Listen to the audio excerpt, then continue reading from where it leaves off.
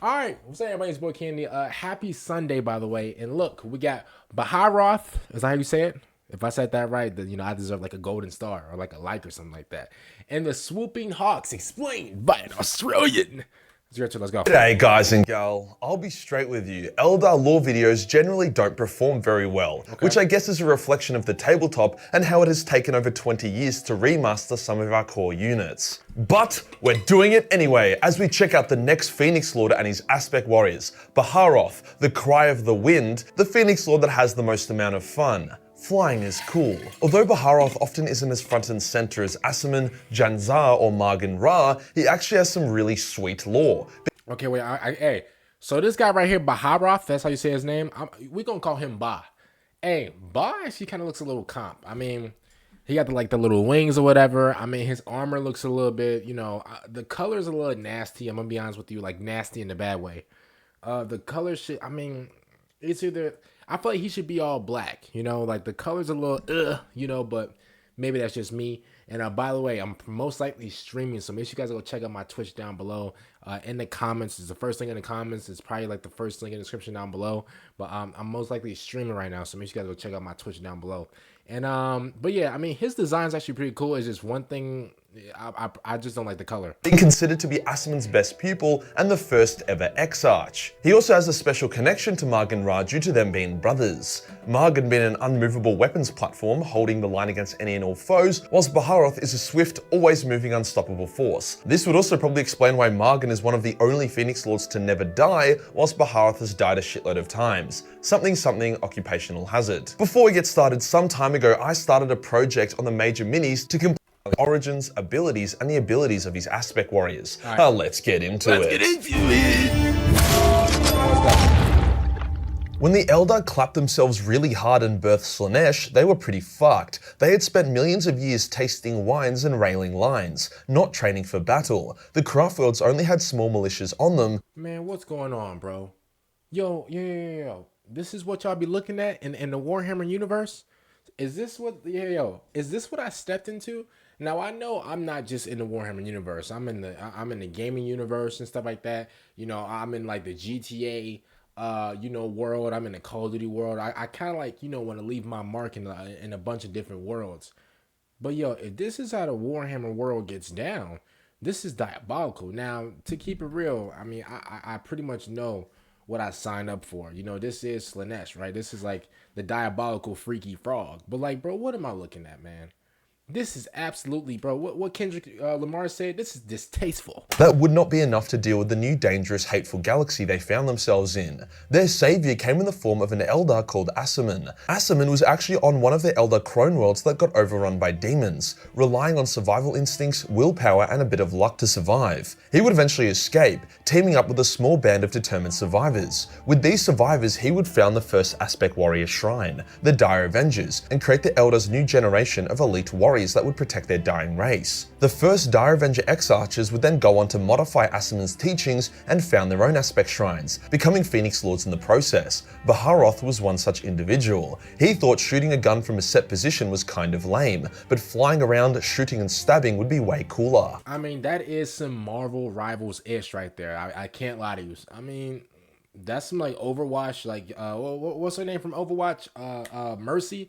That's some Mercy from Overwatch, ish right there. But if I'm, you know what? If that's his style, if he wanted to, switch it up or whatever, we'll let him. But at the end of the day, you know what? I respect it. However, founding an aspect shrine based on aerial winged combat is really fucking hard, especially when you compare it to the Fire Dragons or Dire Avengers who just need to stand there and kill people with their guns. Hence, only Baharroth, who was considered to be Asuman's greatest student, could pull it off. Another thing the Hawk Boy had going for him was his insane speed. He was said to be the fastest Eldar to ever live, even faster than Janzar and Karahandris. For context on Janzar's speed, some Night Lords once heard what they thought was rain coming towards them, but it was actually the speed of Janzar's footsteps as she charged, dodging a storm of bolter fire in the process. It does make sense. Wait a minute, she's so fast that like it sounds like rain is coming down? Yo, I'm gonna be honest with you. She got a little aura. I can't lie to you, bro. Imagine being so fast that it's like, wait a minute, it sounds like it's raining, but I don't feel anything. Slice. Sense. You have to be pretty bloody quick if you want to be effective as a flying target. You could say Baharroth is the closest thing the Eldar have to Sanguinius, especially if he has a Farseer psychically communicating with him and showing him the future nearby. How do his wings work? After all, they are very artificial. Well, obviously I'm not a fucking scientist, nor does the actual technology for them exist, but from what I've gathered, the feathers are actually a bunch of small vibrating plates, which give Baharroth and his warriors energy to lift off. Then their flight is maintained by their aerodynamics combined with an anti-gravitic emitter in— That's cheating. Yo, that's cheating. That's cheating. That's cheating. That shouldn't even be allowed, bro. Because not only do they have speed, they have flight as well, bro. They're cheesing this out. Hey, I can't lie to you. This is cheese, bro. This is cheese. Somebody gotta say it. I'll say it myself.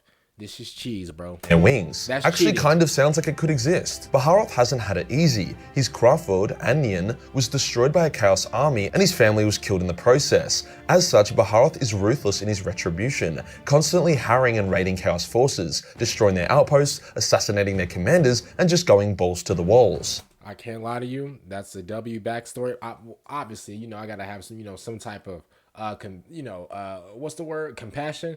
You know, his family going out that way, obviously down bad, terrible.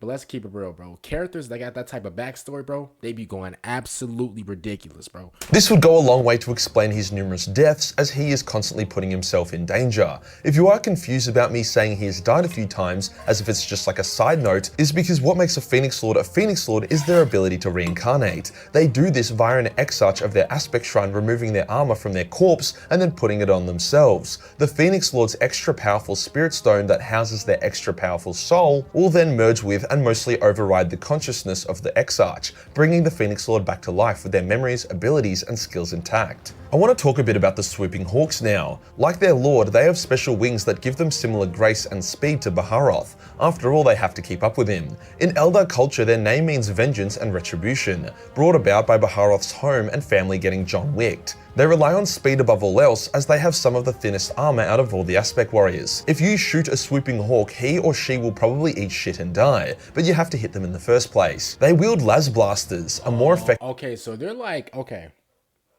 So basically, okay, so it's kind of weird because you would think they're like a special type of character, and in the sense of, y'all know, like in like a lot of these video games, how these characters like they're usually like the lightweight characters or like the smaller characters, they're usually like the healers, right? You would think that like by their size and by like how weak they are, you would think that these guys are healers. No, these guys are like heavy hitters, but at the same time, they're very like you know, obviously, bro, like they rely on flight, they rely on speed and stuff like that. So you can't be walking around, bro, with like juggernaut armor, you know, flying around and stuff like that, bro. You're not Superman. So I understand that like they have like, you know, light armor and stuff like that. That actually makes sense. Let me be honest with you. That makes sense. and efficient version. Like I would talk about them and like how weak they are and stuff like that, because I'd be like, yo, if I was like, you know, one of these guys right here, bro, yo, it's gonna take, bro, y'all gonna have to make me start hitting the Macarena, bro, for me to go out. But if I'm being honest with you, bro, that makes sense, you know. Of the lasgun used by the Imperium's armies, as well as a special grenade pack. With this combo, they can shoot from above and then do literal bombing runs, dropping frag grenades, plasma grenades, or even EMP grenades. Wait, so as they running and flying, they could just like drop stuff? I can't lie to you. That's comp. I do the same thing, bro. No lie. As a matter of fact, bro, yo, as I'm flying in the air, bro, I'll have like a grenade in my hand, bro. I'm gonna press R2 so the grenade, so I could like pull the pin, bro. The last second, I'm gonna drop it off like these, bro. I'm gonna look this way as I'm flying. I'm gonna drop it off like these. It's kind of like throwing an alley oop to LeBron while Dwayne Wade does this. I'm gonna pull the pin. This is like no line ish. Like this is what I'll do. I will pull the pin and I'll have the grenade. As I'm flying across, I'm gonna let the thing go like these. That grenade gonna drop and do damage, I promise you. Like I said, if I was like one of these guys, bro, I'll be number one. You may have noticed that they distinctly lack melee capacities, and that's because they aren't fucking retarded. Flying at breakneck speed at an enemy and trying to cut them with a sword will more than likely just end up with you pancaking yourself into a ditch. If you're lucky, you'll hit the target you were aiming for and get a mutual kill. Not me. As a matter of fact, see, what I would do is my wings are so delicate and my wings are so strong and powerful and just, bro, if I had the sword like these, bro, I'm legit flying at these guys at Superman level speed, bro. I'm slicing and dicing like Trunks from Dragon Ball, and I'm and as they're getting sliced up, I'm so fast that like I'm gonna be posing like these while they're still getting sliced up. Like that's how fast I am. Like for real. I'm not even joking. Only Baharroth is capable of it because he's a fucking Phoenix Lord. The Swooping Hawks just aren't good enough to be able to melee fight with wings on. It makes sense as well, using the Swooping Hawks as anti-air warriors, shooting down enemy ships out of the sky in their weak points or just EMPing them, or you can also use them as versatile air support. That is the smart way to go about things. To be effective, the Swooping Hawks must always attack together with a specific formation or strategy. They can't just fly around, crashing into shit and throwing grenades here and there. They have specific flight formations that will be led by an Exarch or Baharroth himself. If they need to take down an enemy ship, their formation will look a lot different to if they wanted to do a bombing run on an... Okay, so they're running formations. I mean, that makes sense because they're probably more powerful in numbers. So they're running formations, like, you know, like it's soccer. I mean, if I'm just keeping it real, like, I know a lot of y'all would be like, you know, 4-4-2 or whatever, bro. Hey, yo, my formation would just be 1-0-0-0.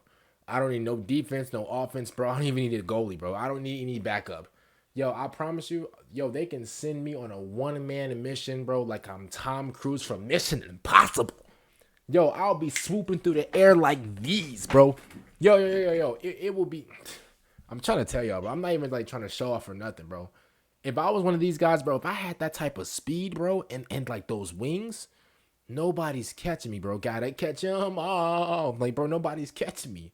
Literally. Enemy stronghold. Alone, they are like mosquitoes. Together, they are like big mosquitoes with miniguns attached to their wings, and everyone they bite gets AIDS. Speaking of Swooping Hawk Exarchers, they are much the same as the rest of the Swooping Hawks. However, they either use a Sun Rifle instead of a Las Blaster, same shit but a higher rate of fire, or they use a Hawk's Talon, same shit but with a higher stopping power rather than a higher fire rate. Other than that though, same wings and a very similar helmet. Even the Exarchers do not use or even carry a melee weapon. What does Baharroth have in terms of war gear that his warriors don't? Well, for a first, a fucking sword. It's called the Shining Blade and was forged by the daughters of Vol in the dying flames of a supernova. So yeah, pretty cool sword. As far as I can tell, it doesn't really have special properties like Asamon's sword does, but it's sharp and that's all a sword really needs to be. True. He also carries the Fury of the Tempest, which is an even more powerful las blaster than what his Exarchers use, with the high rate of firepower and increased stopping power, basically allowing him to one-shot enemy commanders or even bring down enemy aircraft with ease. His armor is also very thick and strong, as all Phoenix Lord armor is, meaning that even if someone does get a lucky shot on him, he'll most likely be able to tank it without too much drama. What has Baharroth and his aspect... Wait, but I thought you just said that they could just get one shot and then it's over.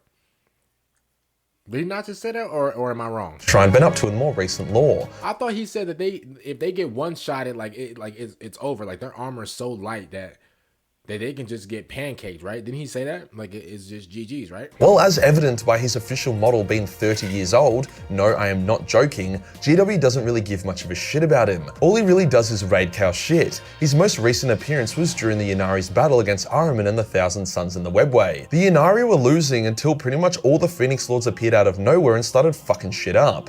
Baharroth swooped in and his first act was to shoot a Lord of Change in the eyeballs, melting them. He then cut its head off with his sword, going so fast that he appeared as a blur. After the battle, which ended pretty chaotically, he was lost, separated from the other Ynnari just like the other Phoenix Lords were. Obviously they all just haven't died, and right now GW seems to be releasing a new updated Phoenix Lord model every couple of years. But he got cleaned up.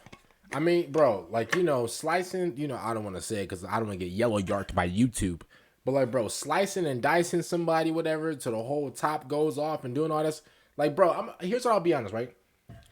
This is the type of character, bro, to like really do damage and really like, you know, like really do damage and really like, you know, create highlights. He's not the type of character to like really carry you. You know what I'm saying? Like he's the type of character to like, you know, have some highlights or whatever, but he's never the type to, you know, really be like a significant part of the battle.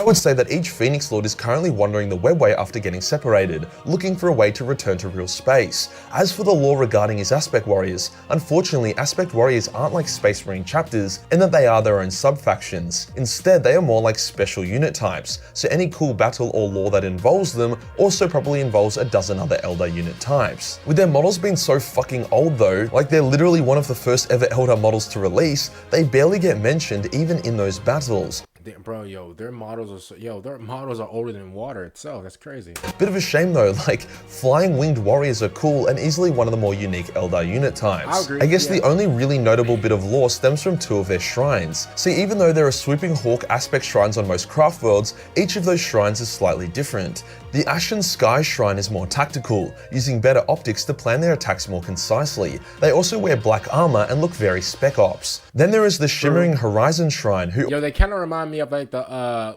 what do they call the assassins, right? The assassins. Yo, I forgot. They in like that skin black suit, and it shows off like, you know, how thick they are. Yeah, I remember that. always aim to have the sun at their backs as they charge in, fucking with the enemy's vision. They also hit a lot harder, hoping to shock and awe the shit out of the bad guys. Overall, a really cool but really unappreciated Phoenix Lord and Aspect Warriors. If you enjoyed the video and you want to support— Shout out to our boy Majorkill. I don't really think that they're what did he say, unappreciated? I don't think that they are unappreciated. I don't know why I'm stuttering so much. Lord have mercy. But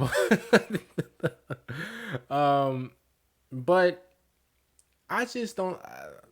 I don't think that they have like the light on them right now.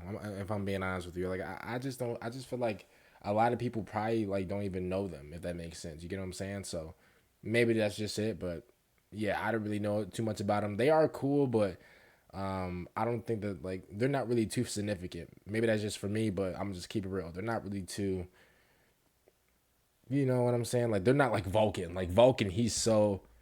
Okay, that's it. You just end the video. Okay, comment down below, man. What you guys think about it? More than likely, I'm probably streaming right now. Make sure you guys go and you know, watch your boy on Twitch, man. That would be absolutely amazing. Y'all could definitely check your boy out, and I'm gonna see y'all for the next time out. Appreciate it.